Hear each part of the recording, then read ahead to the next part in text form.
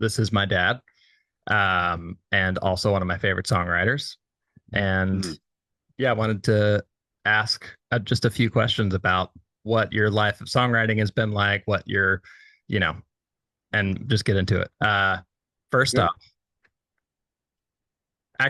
first off, give people that might not know you an intro of who you are, what you've done, what songwriting has been like, etc. Okay. Um, I was thinking about when I first wrote a song, and it was in grammar school, and I remember the lyrics as being one word emotions. Hmm. Like I wrote a song called Disappointment, and one called Happiness, and one called Joy or something. I don't know. They were just hilarious. Mm-hmm. But it was really fun. And I just remember the feeling of very, very freeing kind of um what's the word? Kind of like you're floating. I mean, Mm-hmm. it's like nothing else, creative doing that. So that was when I started, and I'm sure those songs were very bad, and I don't know where they are, but I kept I kept doing it, and did some more songwriting in church when I was in high school, and had a little band that I put together, and we did some of them. And then I went to Nashville to go to school, Belmont, and was in a modern music, commercial music program there, and continued songwriting and met people as you do who also are interested in the same things. Um, and that led to working in a church and also writing a lot for them. Um, then the main guy that I was working with got a job at Integrity Music as head of their song development program or their um, department, and he invited me to be a songwriter with them, and so that was really exciting to be a part of that as well. So kind of started really early, and a lot of it through the church. So a lot of it was worship music or things like that. Um, Continue to do it and still enjoy the process and enjoy um, collaborating and as well as writing on my own. So something I probably will do forever, whether I make money at it now or not. So enjoy it. That's great. When you were first starting to write songs, did you know that they were songs, or did you have any idea of like, oh, and then drums would come in here, or was it just kind of, was it poems, was it melody? Like how did that start? So I've always been a piano player, and interesting when I first started playing, I have four sisters, and two of them are older, and they took piano lessons. My mom required all of us, so all five of us, including the boy. But before I started taking piano, I was little, 4, 5, 6 years old. I remember sitting at the piano playing um, whatever, just making sounds. And it Mhm. kind of like orchestrations, or they were kind of cinematic kind of thing. I'm sure they were horrible, but I was having a blast, and I would do that for a long stretches of time. Um, but when I started writing songs, it was just me singing the lyrics and writing the lyrics down and playing the piano. So I knew they were songs, but I had no idea any thought of production or where I would play them other than my room or um, any kind of beyond that. It was Mm. just lyrics, melody, and playing the piano to them. Yeah, very interesting. Did you, Mhm. was there ever a point where you wrote songs, or when did you know that you wanted to do that as a job in some form, or did you ever until it was a job? Mm, well, it's never been a full-time job, just writing songs that other people sing, or even myself. But um, I guess when I was so in this church in Nashville, and we did 3 records, and then I was with integrity after that. So then I was like, oh, this is something that can be helpful and to the church, but also help me financially as well. Um, that was probably the first time. So I was in college and a little after that when I kind of thought more music business thoughts Hmm. about it. That makes sense. So it was more of a like more of, oh, these songs could be help, I could sing these songs, or the church that I'm leading worship at could sing these songs, and then it kind of opened up to, oh wow, I could make a living doing this, and lots of churches could sing these songs or go on records or whatever. Right. Yeah. Yeah. I remember somebody asking me, um, so I was part-time, my first church job when I was in college. And one of the guys in the church there um, said, "Hey, you gonna be a music director at a 1,000 member church someday?" Kind of, because this was a tiny little Baptist church, Hmm. and said, "I don't know, man." I remember my answer. I said, "I don't know, man. Maybe I'll write a song and I'll be in 1,000 churches at the same time." that And that is that how it went. that's more of how it went. Yeah. Yeah, that's really interesting. Mhm. Did what were what were some of the records that you what were some of the records you were listening to in high school that gave you a context for what songwriting was or could be? And I'm also curious of what music was happening in Nashville in the churches that gave you the outlet for the songs where you, Oh, yeah. yeah, very cool. So the first part of that, what I was listening to in high school, that was the late 70s, 1970s. And there was a big shift in Christian music at the time.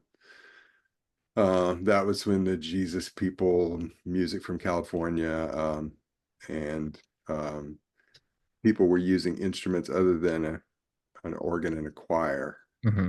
organ and piano in church. Which was controversial, right? When it first started happening in the Yeah, 70s. it was very controversial. Um, my church didn't allow it where I Hmm. was, Louisiana. So and it was very really fresh sounding music, and it was just right on the edge of that whole thing. So I loved all that music, and I got all the records I could, and thought, wow, I can play this kind of music that I enjoyed because I enjoyed in that Chicago was a big influence. The Carpenters.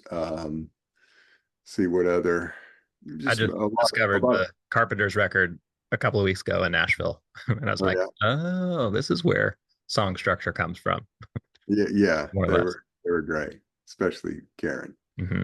Um, so Olivia Newton-John, but I also like Earth, Wind, and Fire and those horn bands. Hmm. And so when I thought, oh, could we do this kind of thought, this kind of music can be done in church? Hmm. Maybe not my church, but somewhere. Somebody was doing it because they were making records. Then yeah, that was a big influence. So and then I saw this program at the time. It was very unique in Nashville, the at Belmont Commercial Music, where you'd study some classical, but then you'd be in the studio and you study pop and rock and jazz and all this stuff. Hmm. I didn't know of any other place like that. There probably was, but I didn't know of any. So that was a big influence. And then the church where I was, um, it had a lot of talent, like studio players, three deep at every Hmm. position. So I was just enjoying the ride. They were all just so good, and we could do anything we wanted. So John Chisholm was there with me, and he and I and a couple of other people started writing songs for our church, and they took off. People enjoyed those songs as much or more than anything else that was out there at the time. Hmm. They were kind of I don't know, specific to us or just really resonated with whatever was going on in the life of the church. So Hmm. um, And this was Belmont Church, this was Bethel. Bethel. That's right. No relation to the Bethel in Hmm. California. It's called Bethel Church. Right. So, And when you were writing those songs for the church, do you have like what's an example of, was there something that happened in the church and then like we should write this, or something that was happening in America or something? What were what hmm, it because it seems like it wasn't a, oh, we could make some money if we wrote a song, if we wrote a worship song for the church to sing, let's do that. It was seemed like more of a, oh, this is for us, for the art, yeah, for the health of the community, rather than making money beyond that. yeah. It really came from sermons, and Mm, the preacher was great. I mean, he was an amazing teacher. And he said, I want to bring in people to teach when I'm not doing it that are at least as good or better than me. mm, So great sermons. And um, we a lot of the inspiration for the music came from that, whatever mm. he was talking about. Yeah. So I think that's what made it specifically exciting for the people there, because they were getting reinforced for what they were learning with the Mm, music. So they were singing about it. So that was the way it happened. that makes sense. Yeah. So, the preacher's craft and his inspiration and interpreting scripture Hmm. joined with the worship team making these songs, and then the session players that were also like, it seems like there were a lot in Nashville, and especially at that time, specifically Nashville seemed to be a place where a lot of people were really dialed into their creative craft. Like a lot of people that were like lifelong make art, whether, obviously you can consider a sermon art or not, but it's pretty easily at least a craft. But Yeah. did it feel like there was a lot of excellence and inspiration that was kind of pushing each other in that way? Yeah. Oh yeah. It was just being there was great, because it was all kind of exciting, especially in the Christian music world. It was so new, Mm-hmm. and that to do music like that, and everyone was real excited about it. Mm-hmm. Um, and there was a lot of people at my church. Not everybody was in Christian music. A couple played with country bands, and they would play in Vegas for 3 weeks, and then they'd be home for 3 weeks. And but yeah, there was definitely a another thing that was interesting about that church, and it was probably in Nashville in general, was I remember the pastor asked, how many of you are native to Nashville? And less than 10% of Mm-hmm. people raised their hands. Over 90% were from somewhere else. Wow. And one of the things that does is you don't have family there. And so you quickly form relationships with people who aren't your family, because Mm-hmm. they become your family. And if you're all kind of doing similar things, tons of music people in that church. So we had that in common too. So it was a real tight knit group Mm-hmm. that made it easy to be together and make art, and we were all just all into it.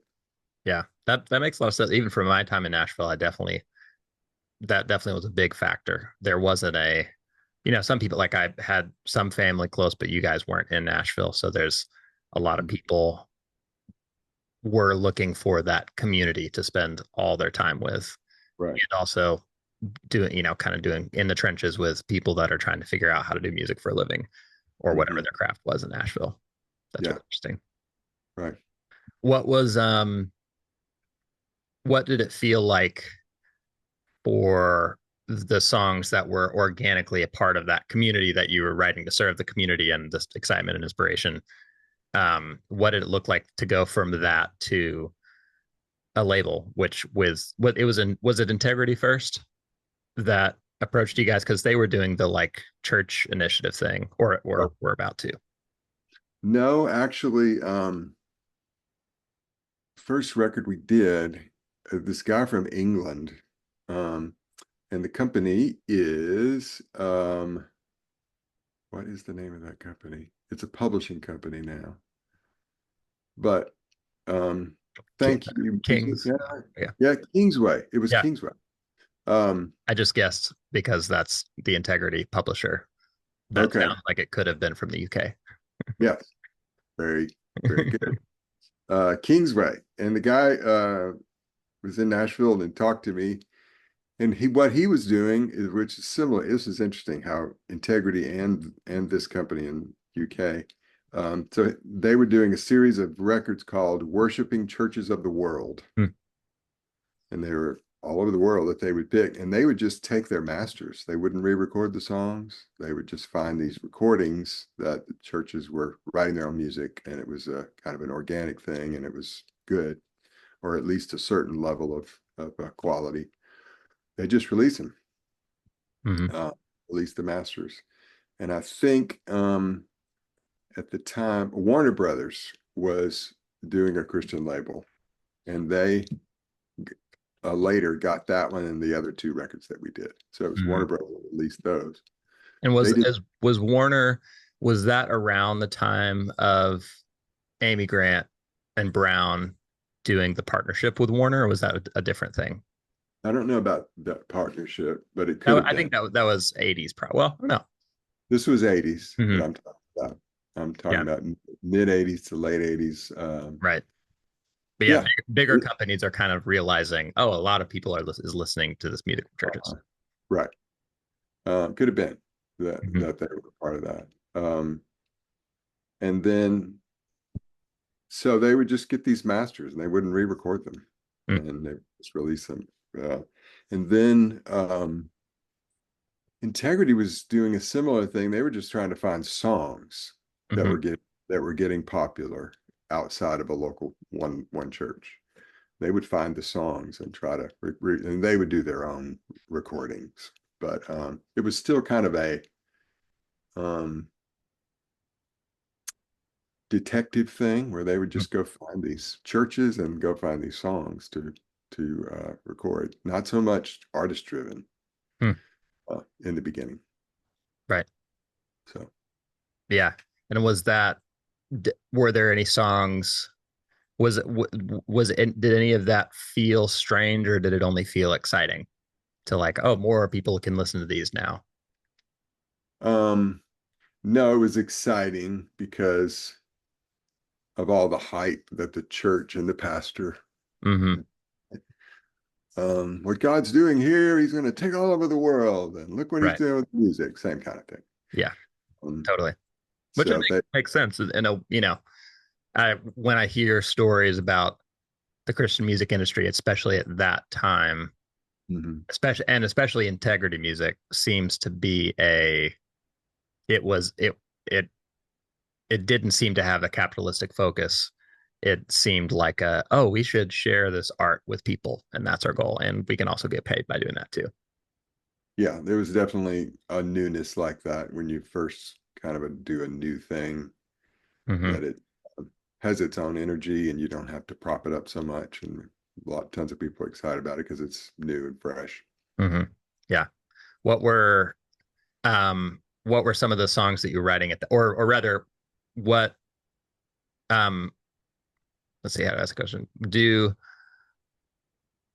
were some of those songs that you wrote kind of before uh label and publishing happened, were some of those the songs that were the most exciting, or do you feel like once you kind of got in the system of, oh, I'm seriously writing with my friends for churches, what did that like level up, or was it just kind of a continuation? Hmm.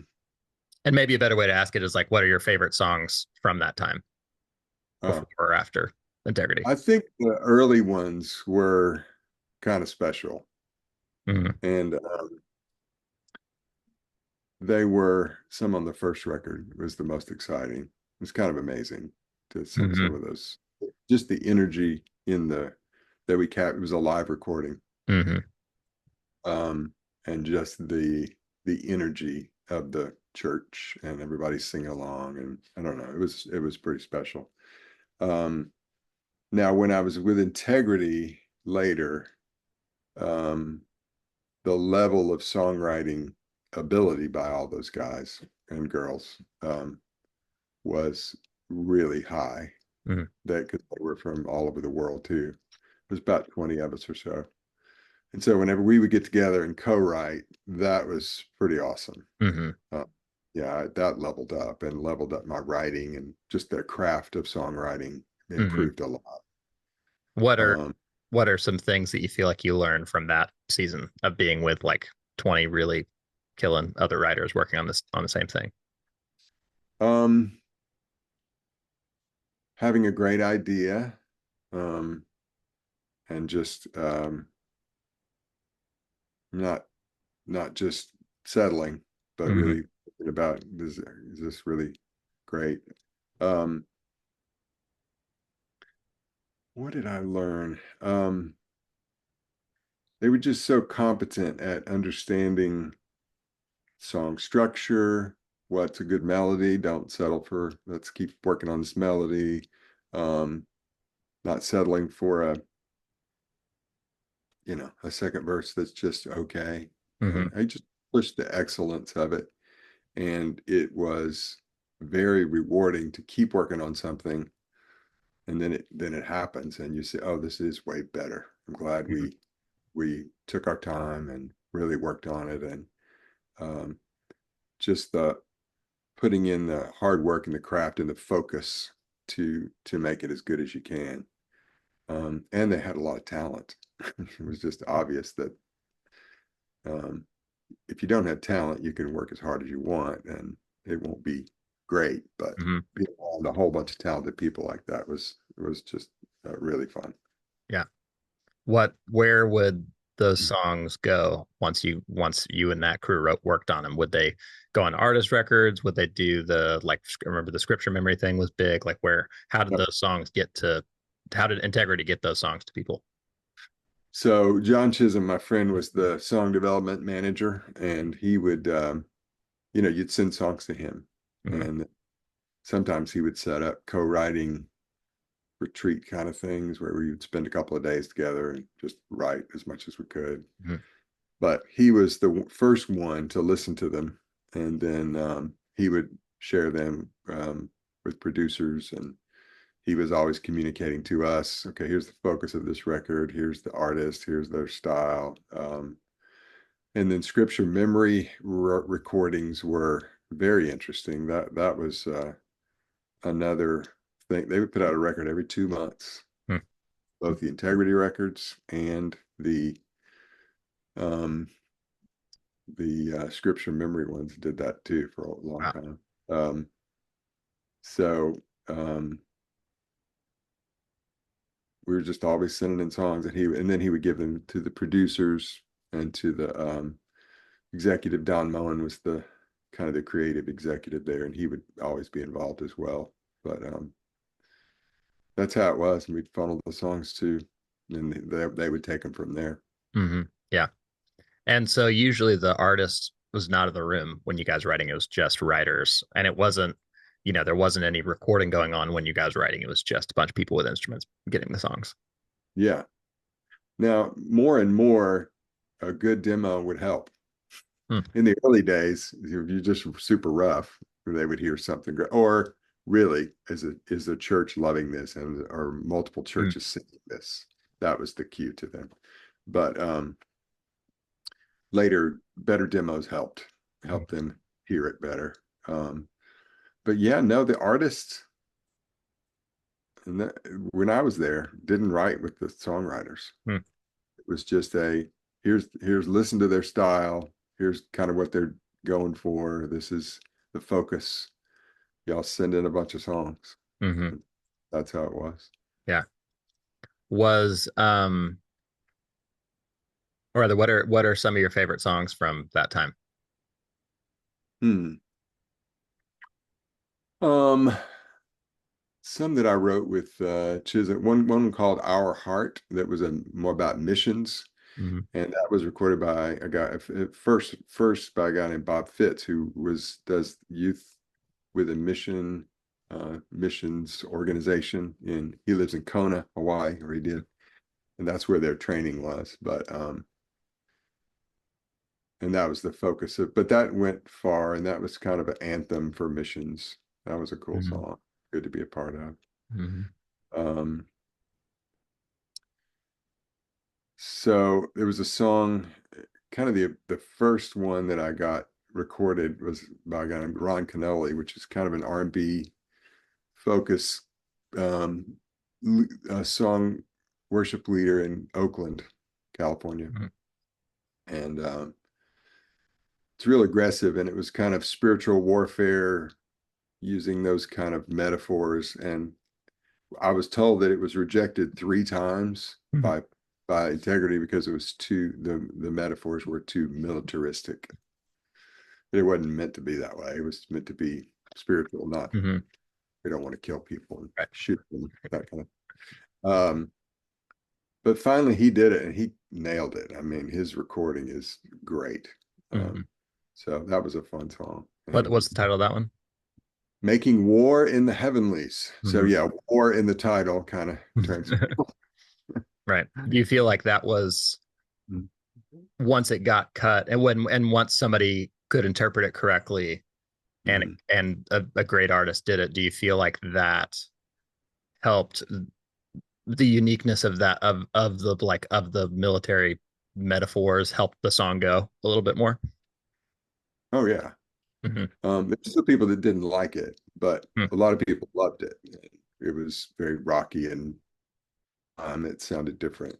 Um, a friend of mine was at a conference in um, Seattle in the Northwest when this song was popular, and there was a bluegrass group that did it. Mm-hmm. And I thought, how in the world did they pull off a rock song like that? And they said, no, it was great. They loved it. So I guess it could work for some people. Yeah. No, I mean, if it's a good chorus, then Uh-huh. it's hard for even bluegrass to mess up a good chorus. They can make a lot of things sound good. Yeah. Yeah. Um, what who were some of the people? Is Chisholm your main co-writer, you think, for through that Yeah, time, or were there other people that you worked with as much? yeah, I did some. I did a little bit with Ed Carr was another guy.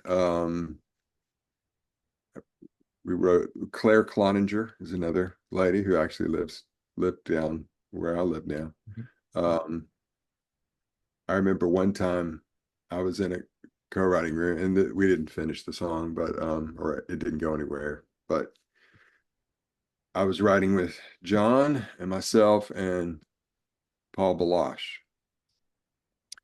Um, and it dawned on us, we've got John, George, and Paul in the room here. If Ringo shows up, it's going to be good. It's gonna be a great Ringo never, Ringo never showed, so it song. didn't go anywhere. Yeah.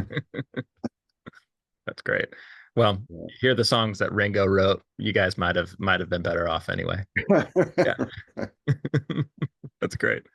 Um, let's see what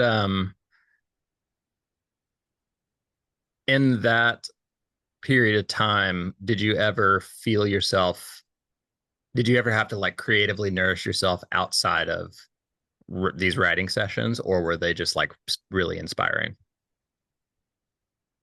um, yeah, it's always good to nourish yourself. Yeah, Mm-hmm. certainly. It wasn't all roses, and sometimes I wouldn't get any songs recorded for a while, and but I nourish myself in all kind of ways, not just musically, but although certainly musically. I love jazz. I love symphony. Love going to a Broadway show.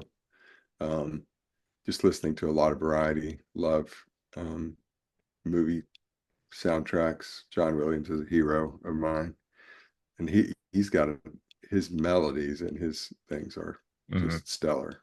So yeah, all that's good. Taking a walk, walking on the beach, anything nature wise is also um, can just refresh in a way that's creative, and Mm-hmm. it affects my writing indirectly. Yeah. Why do you think that is? Because that's a very very consistent with me and other songwriters to know. It's like, oh yeah, take a walk outside or like spend a weekend out in nature or something. Do you know if there's a reason? Well, or why do you think that works for some? Because making music and walking in on the beach are two pretty different things. Right. It's a really It does. consistent experience that doing that works for songwriting. Right. Um, you're just really focused in your head, and um, you can get, stumped on a problem, and I think your mind, I've heard this, that your mind continues to work on it when you're not thinking about it. Hmm. It's just doing something different and doing something physical. I remember being in a studio and or a couple of them in Nashville. Um, they would have basketball goals right outside the studio, and it was real important that they have access. The musicians, if they're working on something for a long hours, to go out and shoot Hmm. basketball, just get out, do something physical, Yeah. uh, so that when you come back to it, um, you just have fresh eyes and ears, and you Hmm. can sometimes solve problems real quick. I don't know why we work that way, but it is um, it is consistent with a lot of people, and certainly with me, to Hmm. just get away from it and do something fun. And when you come back, you're you're more fresh physically, but also mentally. Hmm. Yeah. Um, what are in the hearing about John Williams reminded me of this question. What are your top five favorite musical works? Could be an album, could be a movie soundtrack, could be a song, could be a solo or recording. Well, What are some, or top five, or what are some that comes to hmm, mind? okay, okay, everything. Um, Appalachian Spring by Aaron Copland is a ballet, actually, but I've never seen the ballet. I've only heard the music, but that music is fantastic. Hmm. It's orchestral, kind of has some Americana themes in it, but it just especially his use of the harmonies, Hmm. is amazing. Let's see. Let me pick a John Williams one. The Superman theme Hmm. is great. I just love the way it builds, and the so many things about it. But I always get excited toward the end when they do this. The very last few measures, and the trombones are just killing it. Hmm. They're real fast, high runs. This thing is great. Okay, so Superman. Hmm. Let's see.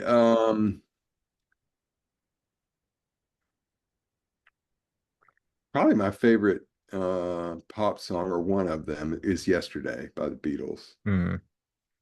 Um, it just it's very emotional. That and "Hey Jude" Hmm. are probably my two favorite of theirs. Um, let's see other musical works. Um,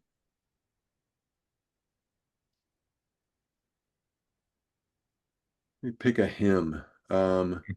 Probably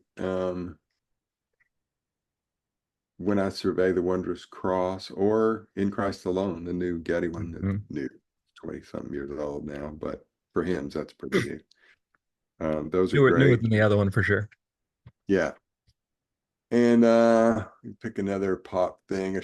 Chicago's my favorite group growing up. So Mhm. probably "Just You and Me," I would think is a really cool.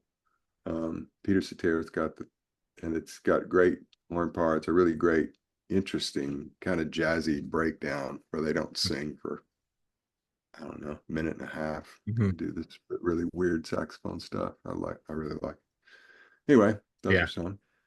There's see in a lot of those, there's a through line of, well, maybe except I know the Chicago one has this too, of a really strong, bold melody Hmm. that is right at the forefront and kind of glues everything together. Like even John Yeah. Williams one, and even the Rite of Spring, I think, and da, da, da, da, da, da, da, da, da, da. Yeah. Is that, do you feel like that's something that really, and but then also all of those, and even the way you talked about all of those, it's like a really, really strong melody and then a whole lot of detail supporting it, and Yeah. intricacy supporting kind of the main big idea.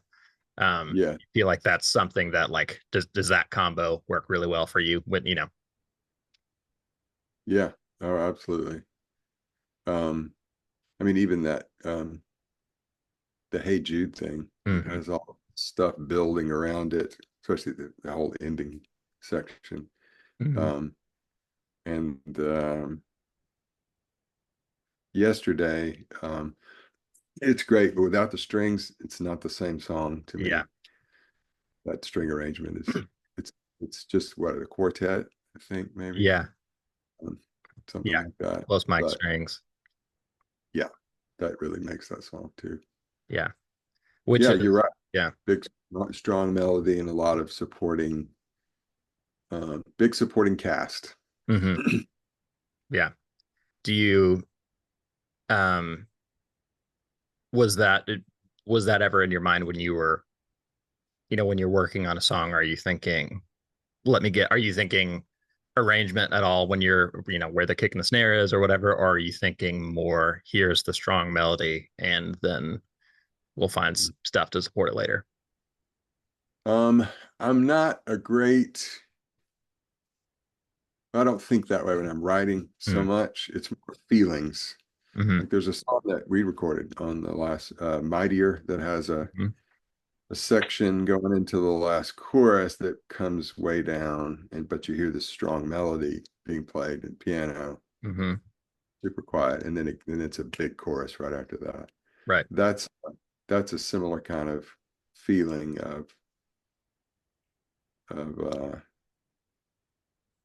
dynamics and emotion, but I'm not necessarily, you could arrange it a bunch of different ways. You could have a lot of different instruments Mm-hmm. do that. So maybe it's not so much of thinking about specifics as it is, okay, where's the emotion of the song need to go, or where's it going? Where I'm Mm-hmm. just trying to follow it. Yeah, that makes sense. Was there do you have any example of a song that you either didn't think was great or didn't think was like super unique that got cut or that somebody else really liked or got cut or went somewhere? And is there an opposite of song that you were like, oh, this one's awesome, this is special, and it didn't get that the recognition that you thought it did? Hmm. Hey, I'm seeing Max. Hey, Max, Oh yeah, Max is saying, behind. Um, let's see.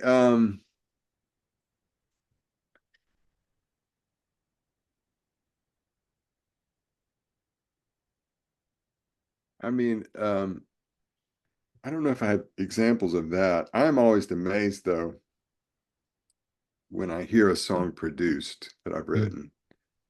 Um, Even if it's not great, it's still it's like elevates it so much mm, from a little demo and what was in my head. So I'm always excited to see it produced and hear it and see what somebody does with it, or even something I'm working on. Um, it just it levels up every time. mm-hmm, More stuff is so that always amazes me. And I'm whether it's a good song or a bad song, mm, good production can help it. Um, um, Songs that I've written that haven't been cut. I don't, nothing comes to mind, but or didn't get cut, mm. but maybe someday Yeah, I'll you never know. do it. You never know. Yeah.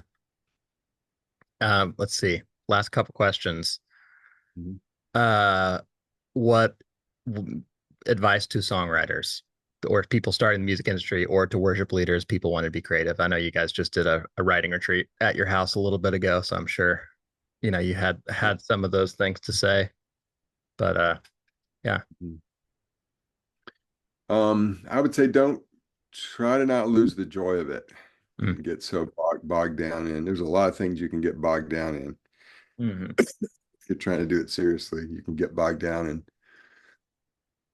trying to get a deal or trying to impress somebody or bogged down in the plethora of social media things you got to do. Mm-hmm. Uh, a lot of things like that can by try to stay close enough to the art that you enjoy it Hmm. and that it keeps you going and you keep making good stuff.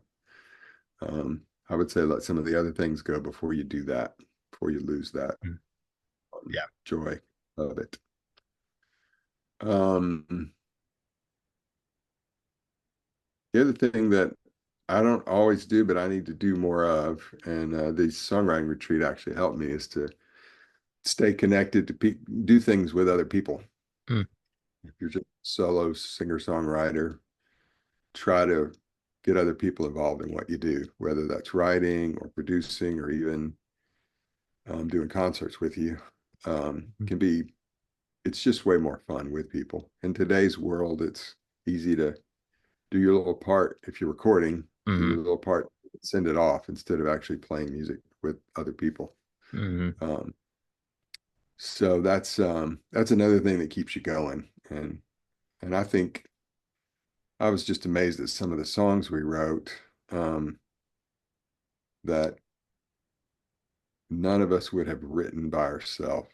You know, Hmm. it just, all three, we wrote in groups of three, and all three people influenced it, but it became something that none of us could do by ourselves, Hmm. just because of the community and just the way it happens. It's kind of cool how that happens. Yeah. Yeah. Is there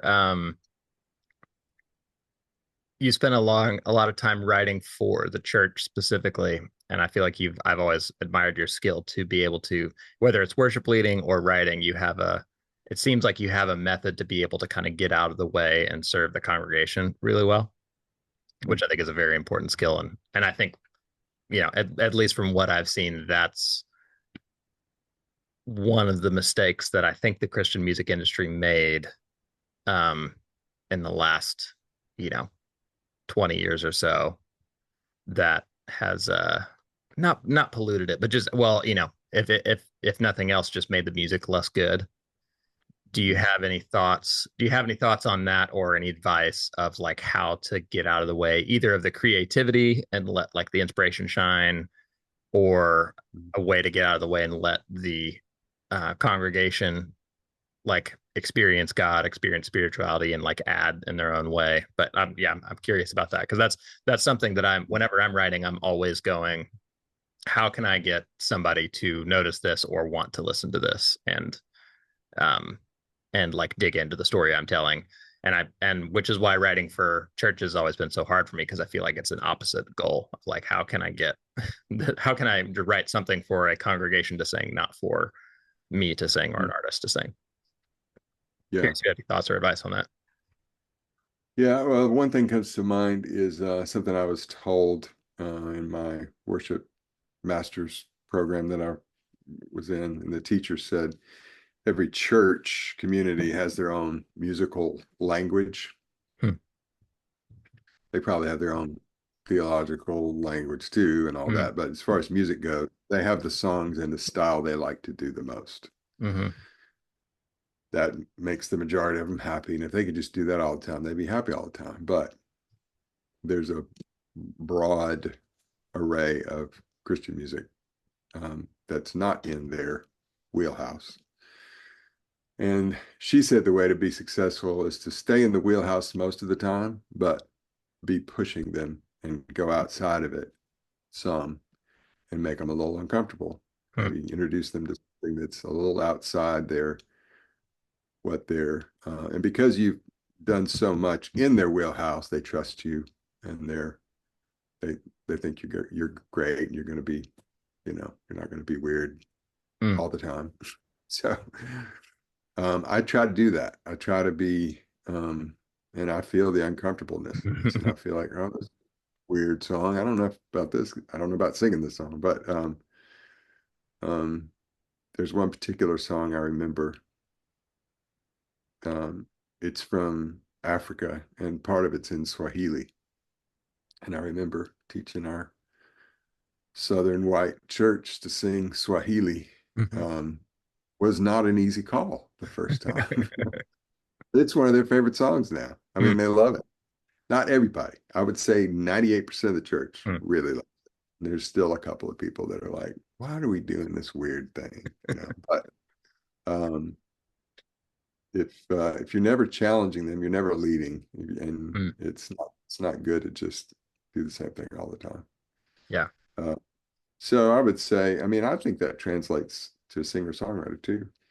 Do enough that's familiar, whether it's the style or um, your instrumentation or the kind, that they're used to listening to from Spotify or wherever they listen to music. But give them some things that are fresh and unique to you that um, pique their interest. Hmm. And those could be some of their favorite eventually. Yeah. Mhm. That's really interesting. I Mhm. there's a John Mayer interview where he says, "My job is not to make music that people like. My job is to make music that people don't know that they are about to like." Yeah. Like if I make music that they already like, they already have that music, so there's no Yeah. need for me. But my job is to make the next thing that they go, "Oh, I had no idea that I would like this, but I do," which is an Right. interesting place to be. Right. I don't know how you do that. Part of it is you got to start somewhere. Start with what's familiar, and then go outside that some. Mm-hmm. Yeah. Yeah. I think. Last question, very very simple. I was on the road with John Foreman a month ago, and he asked me this question, and it was funny. It's a very simple question that it kind of like stopped and made me think for a while because I didn't know if I knew how to answer it. But the question is, why do you still write songs? Why do I still write songs? That is a good question. Because I still want to. Mm-hmm. That's the reason. If I didn't want to, I wouldn't do it. Mm-hmm. And it's really not for so much, I mean, a little bit, but not much money. And it's not even, there's tons of good, if my job as a music director at a church, there's tons of good music. I don't have to write anymore. Mm-hmm. It's plenty. They don't need my songs, but I enjoy it and it's Mm-hmm. fun and it's fulfilling. And so I'll keep doing it. So it just comes down to a desire, I guess. The desire hasn't left me, so I keep doing it. Mm-hmm. Yeah, that was pretty much my answer too. It's like it's a whole lot of fun. Do you Mm-hmm. do you know why it's still fun? Well, the same thing that I mentioned at the very beginning when I was just on the piano as a 4-year-old or Mm-hmm. whatever, or even as writing those bad little songs I wrote in the fifth Mm-hmm. grade. It's kind of euphoric. It kind of takes you to a place emotionally that's um, like nothing else. Mm-hmm.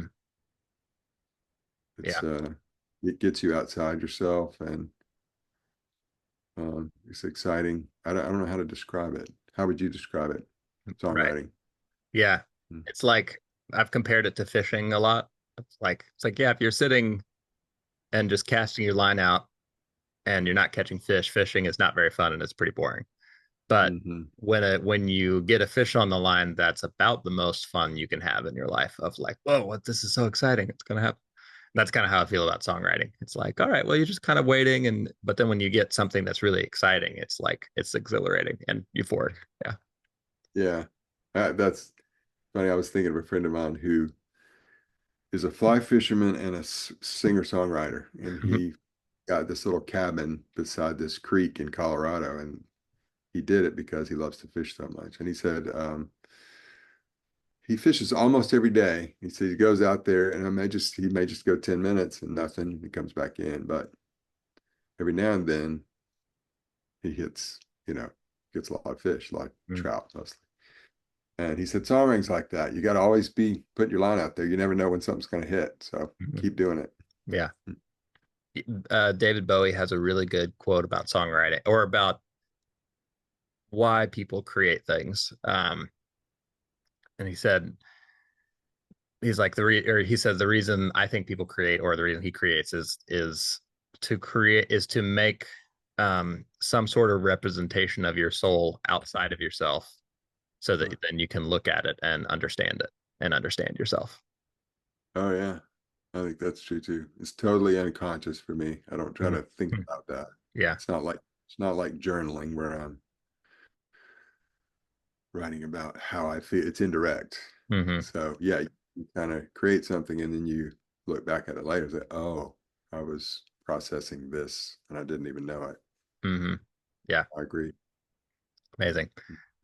Actually, just had an idea. I might, uh, in order as a way to end off the podcast, if you could, after we're done, if you could record maybe just a verse chorus or chorus or whatever of just you, the phone and the piano of your three favorite songs that you've written so far. Could be Mm, from a long time ago. And well, maybe that would be interesting. Maybe like like an early one.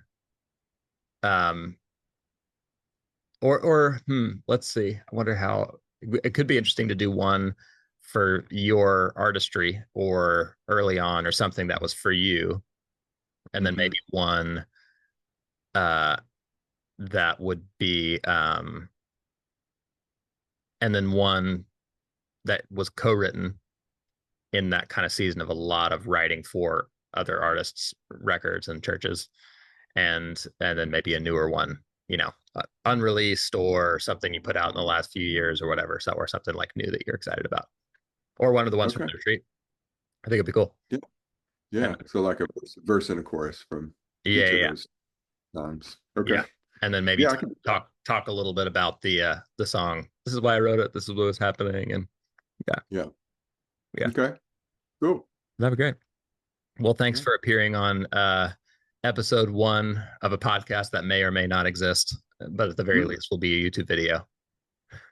So this was episode one. Wow. Yeah. Inaugural Hmm. thing. Well, yeah, it could be really cool. I would Yeah. love to hear those kind of questions from a lot of different writers. That would be neat to see. Yeah. Yeah. I may try to do that. Other songwriters, creative people. Yeah, it's fun.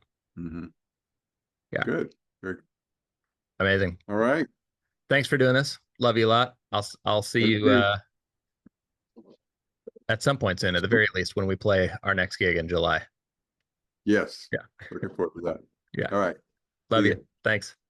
Bye. This is a song I wrote with my friend John Chisholm. It is Christ Above Me. Christ above me, Christ beside me, Christ within me, ever guiding, Christ behind me, Christ before, Christ my love, my life, my Lord. Bread of life from heaven, lover of my soul,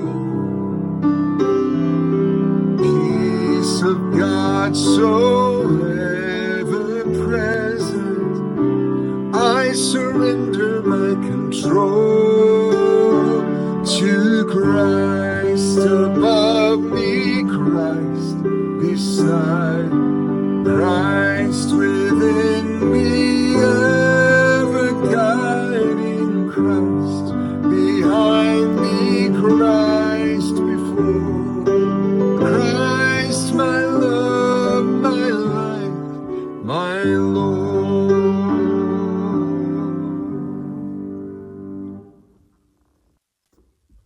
This is a song I just wrote called As He Has Loved Us, and it was for Monday, Thursday service, talking about the church loving each other as Christ loved us.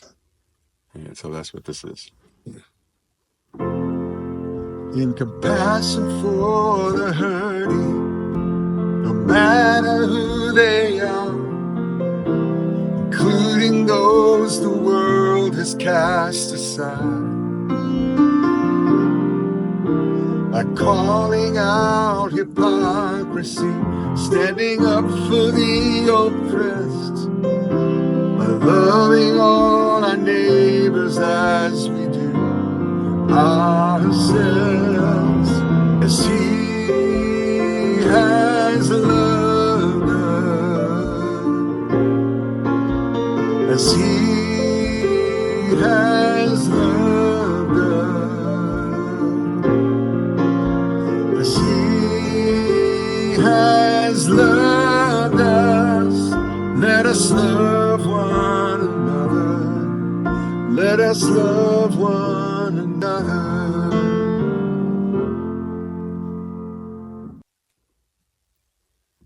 This is a song from early in the Integrity Music days with a fella named Ed Carr. It's called We Were Made for This. We were made for living, dwelling in your core, praises on our lips, gazing on your glory. Here we find our joy as we enter in, destined to be yours. We were made for this. We come with all our needs. You come and bring us peace.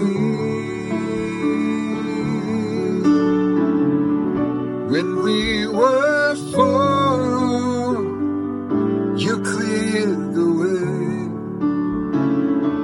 You sent your only Son to save us. We were made for this, dwelling in your courts, praises on our lips, gazing on your glory. Here we find our joy as we enter in, destined to